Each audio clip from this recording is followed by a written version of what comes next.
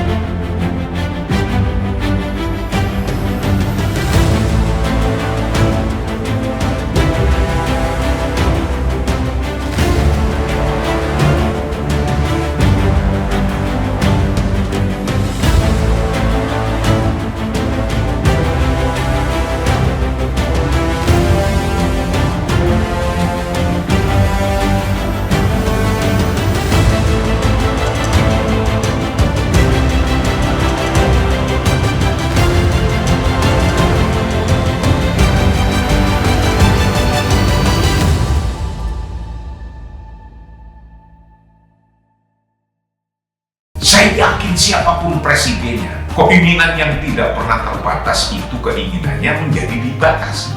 Inilah esensi puasa. Dalam rangka menyambut Ramadan 1446 Hijriah, Energi Juang News bekerja sama dengan Pondok Pesantren Ngalah Al-Falah mempersembahkan Energi Iman, menghadirkan ulama-ulama nasional dengan kajian-kajian yang menyejukkan, sinkron dan mencerahkan. Saksikan tayangannya hanya di channel Energi Juang News.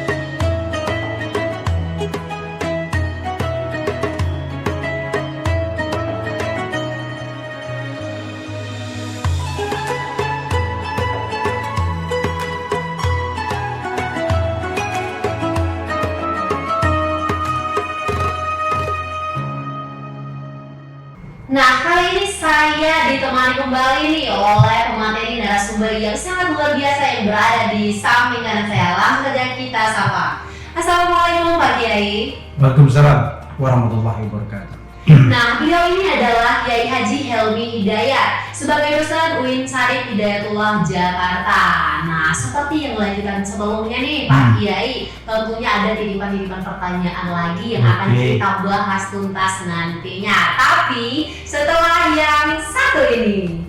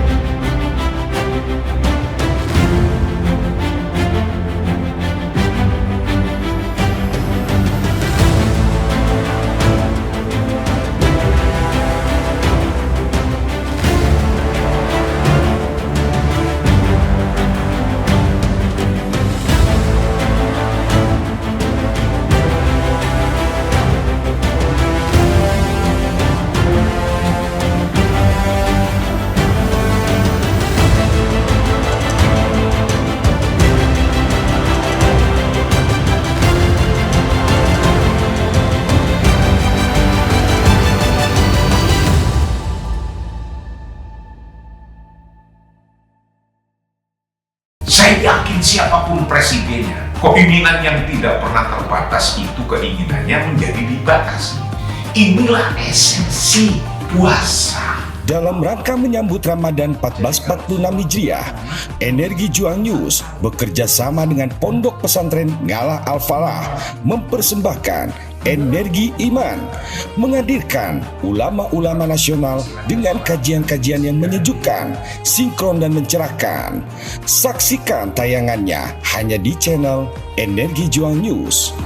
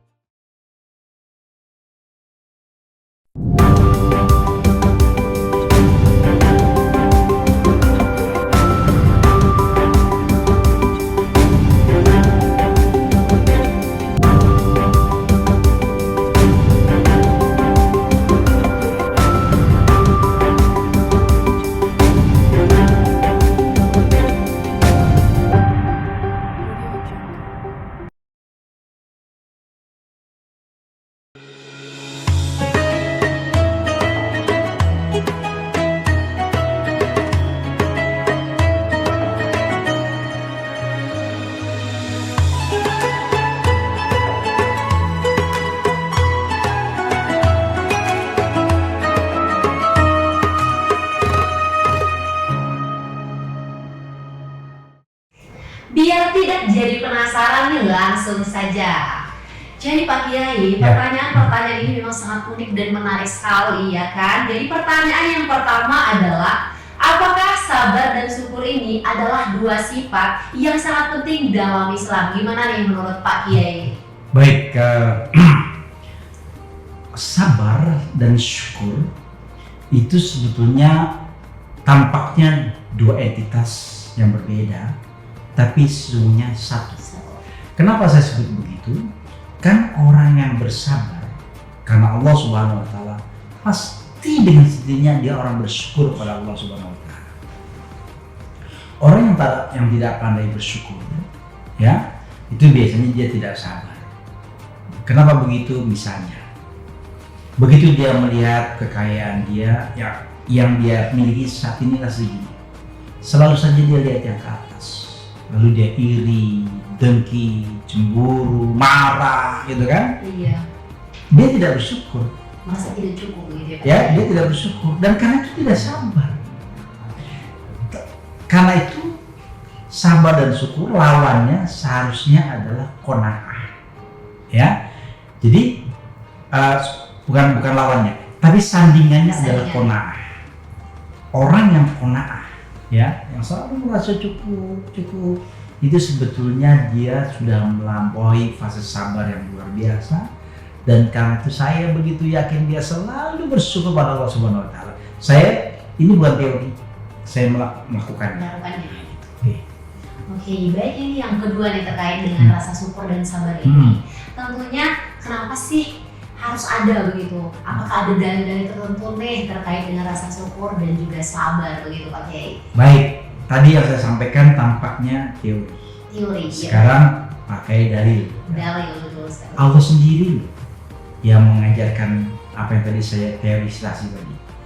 Allah berfirman dalam surat Al-Baqarah ayat 45, "A'udzubillahi minasyaitonir rajim, wasta'inu bis-sabri was-shalah wa innaha lakabiratun illa 'alal khashiyin." Allah memerintahkan kepada kita minta tolonglah, ya, berpegang teguhlah, carilah jalan keluar. Terjemahannya boleh macam-macam, wasta'inu, ya. Terjemahan terlaksana minta tolong. Dengan apa? Bisabri, dengan sabar. Wassalat, dan sholat. Tentu sabar dan sholat, terutama sholat ini lakabiratun, itu berat betul. Illa 'alal khashiyin, kecuali untuk orang-orang yang terus menerus.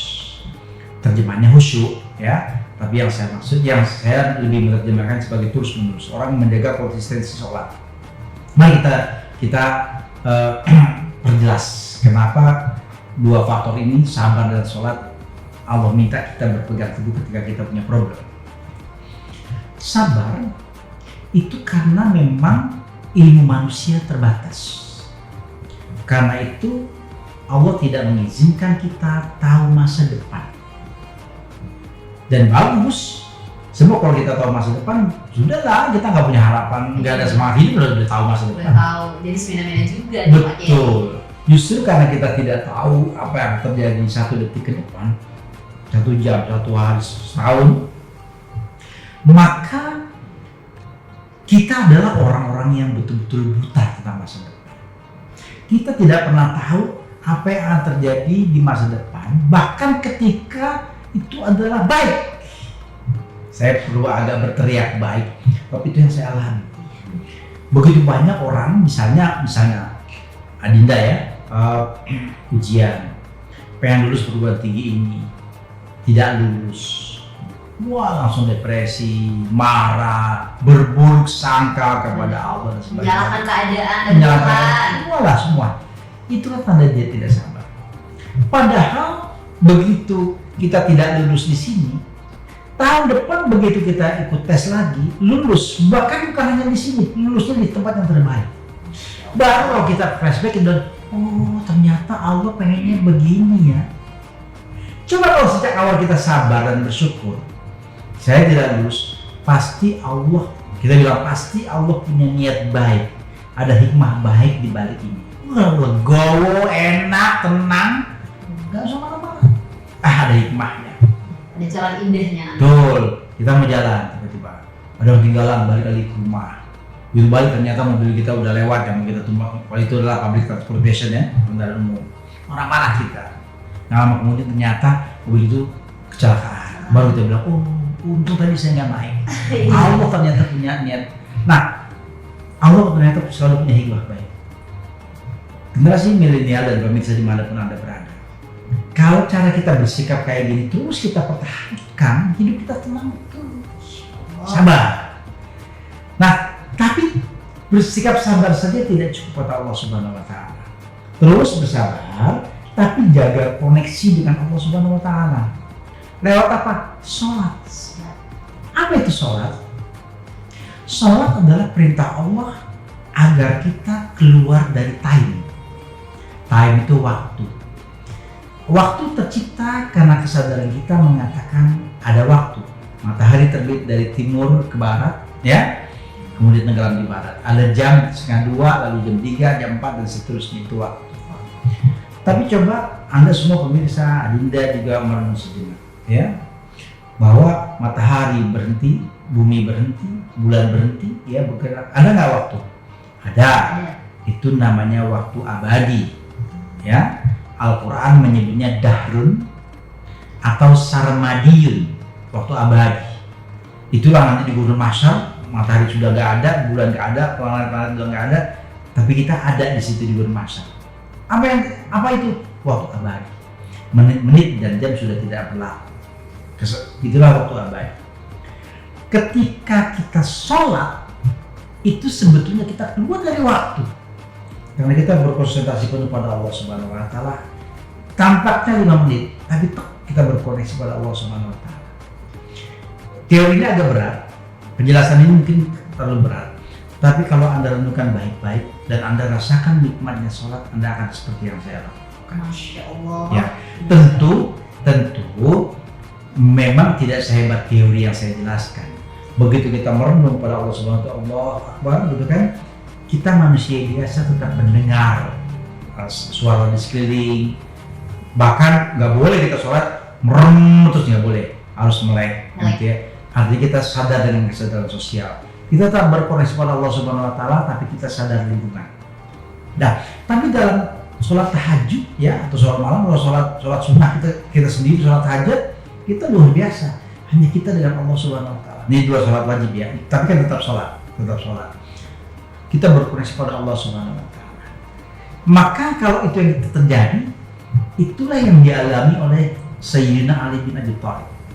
Dalam sebuah peperangan, Ali bin Abi Thalib terkena panah di punggung. Ya. Begitu anak panah ini mau diambil, dia menjadi sakit sekali karena anak panah kan ada ujung yang begini. Nah, itu dagingnya kalau tarik kan sakitnya luar biasa. Ali lalu berpesan, tolong tarik anak panah ini ketika saya sedang sholat. Dan benar begitu beliau sedang sholat, sahabat melaksanakan amanat beliau itu tarik. keluar. Ali bin Abi Thalib terus sholat, tapi anak panah itu. Begitu Ali bin Abi Thalib salam, assalamualaikum. Dia marah sama sahabat. Kan saya bilang tadi kalau saya lagi sholat ambil anak panah, kok nggak dikerjakan?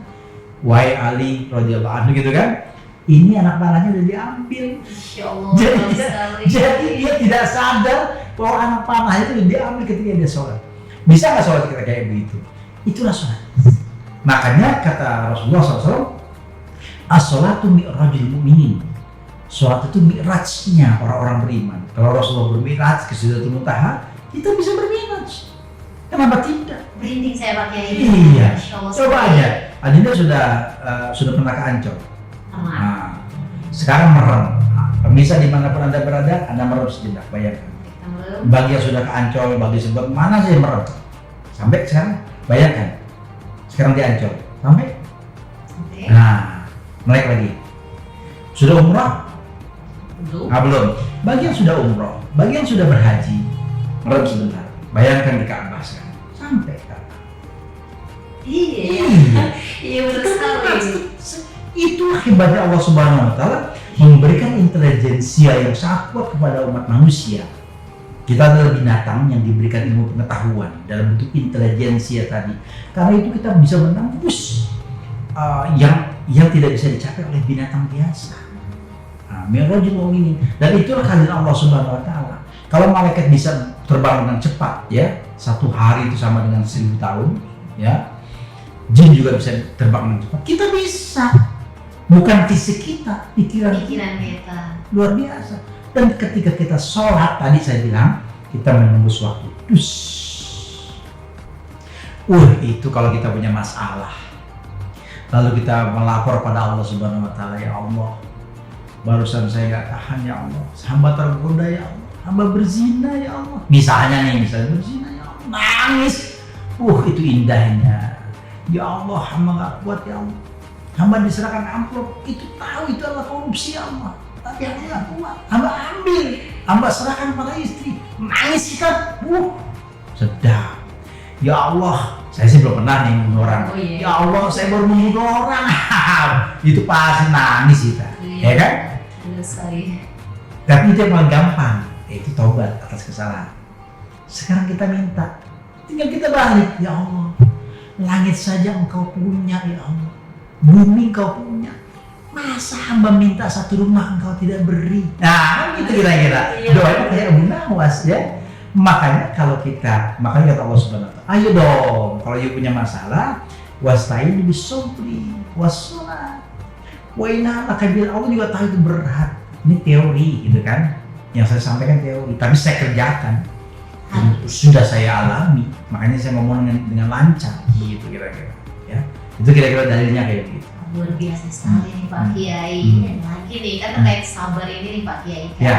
Itu apakah hanya menahan diri nih dari amarah doang gitu Pak Kiai? Oke. Sabar salah satunya adalah menahan diri dari kemarahan. Ya. Tapi sabar yang paling penting adalah sabar untuk tahu masa depan. Itu lebih berat. Ya. Kalau marah orang kafir pun yang nggak tahu beriman pada Allah bisa nahan marah. Daripada saya mukul dia bisa saya. Dan ada yang bilang nih, saya udah sabar banget nih berarti ada batasan nih bagi kesabarannya ya. Oke.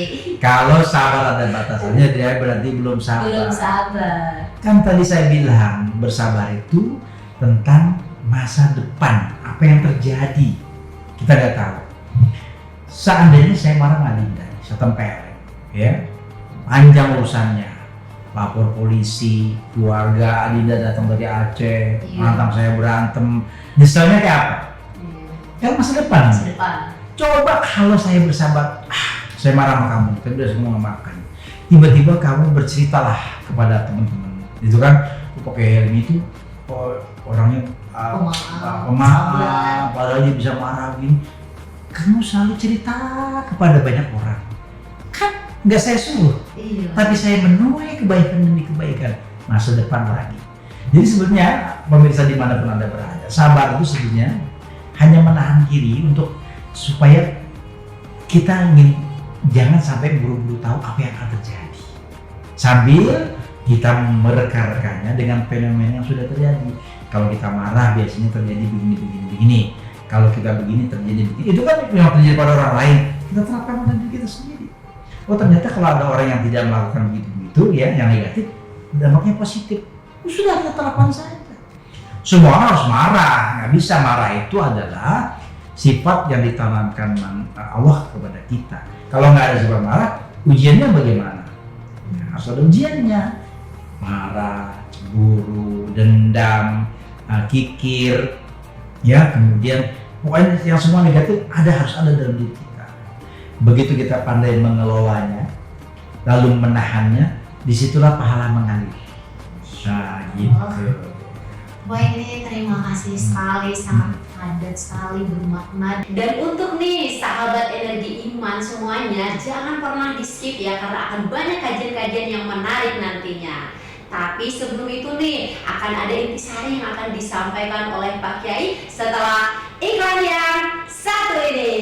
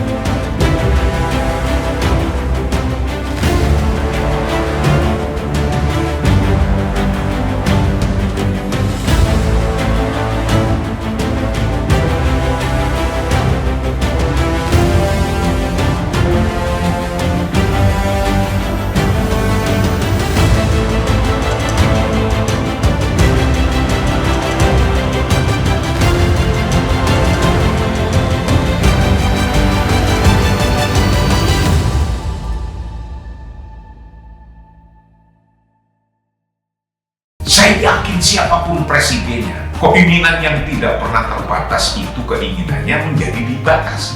Inilah esensi puasa. Dalam rangka menyambut Ramadan 1446 Hijriah, Energi Juang News bekerja sama dengan Pondok Pesantren Ngalah Al-Falah mempersembahkan Energi Iman, menghadirkan ulama-ulama nasional dengan kajian-kajian yang menyejukkan, sinkron dan mencerahkan. Saksikan tayangannya hanya di channel Energi Juang News.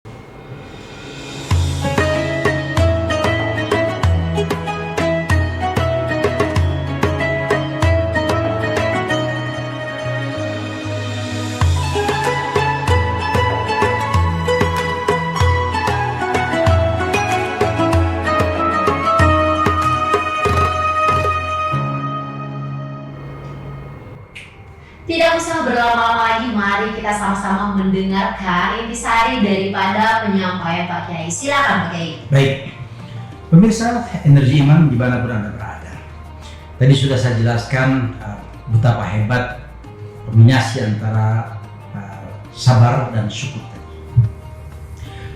Sabar dan syukur itu hanya mungkin terjadi kalau kita rajin sholat. Karena Allah Subhanahu wa Ta'ala yang berfirman dalam kitab suci Al-Quran, "A'udzubillahi minasyaitonir rajim, wasta'inu bis-sabri was-shalah, wa innaha lakabiratun illa 'alal khashiyin." Teruslah berpegang dan tolong menjadikan sabar dan sholat itu sebagai solusi bagi setiap masalah. Tentu itu berat kabirah kata Allah Subhanahu wa taala, kecuali bagi orang yang konsisten terus khusyuk menjalani sabar dan sholat. Kenapa sabar dan sholat? Kenapa syukur harus selalu ada dalam diri kita? Sabar saya jelaskan adalah kita menahan diri untuk tahu tentang masa depan. Tapi masa depan bukan tidak kita ketahui. Kita hanya bisa menebak masa depan dengan fenomena yang terjadi. Kalau yang buruk dampaknya apa? Kalau yang baik dampaknya apa? Kita tinggal ambil pelajaran. Ketika kita mengambil pelajaran lalu kita laksanakan dalam diri kita, disitulah pahala mengalir. Caranya bagaimana? Tambahkan dengan sholat. Kalau kita sudah sabar, maka apapun yang kita dapat detik ini itu pasti kita syukuri. Syukur menjadi tidak ada ketika kita tidak sabar. Apa misalnya kekayaan kita segini, ya, satu rumah, satu mobil, satu istri, sekian anak dan sebagainya. Kita melihat orang yang lebih di atas kita, rumahnya 10, istrinya banyak, anaknya banyak, sekolahnya beras semua. Lalu kita banding-banding. Ketika kita banding-banding itu berarti Anda tidak sabar, ingin tahu masa depan. Kita tidak pernah tahu masa depan kita kayak apa. Sabar, biarkan Allah bekerja. Tugas kita adalah berdoa.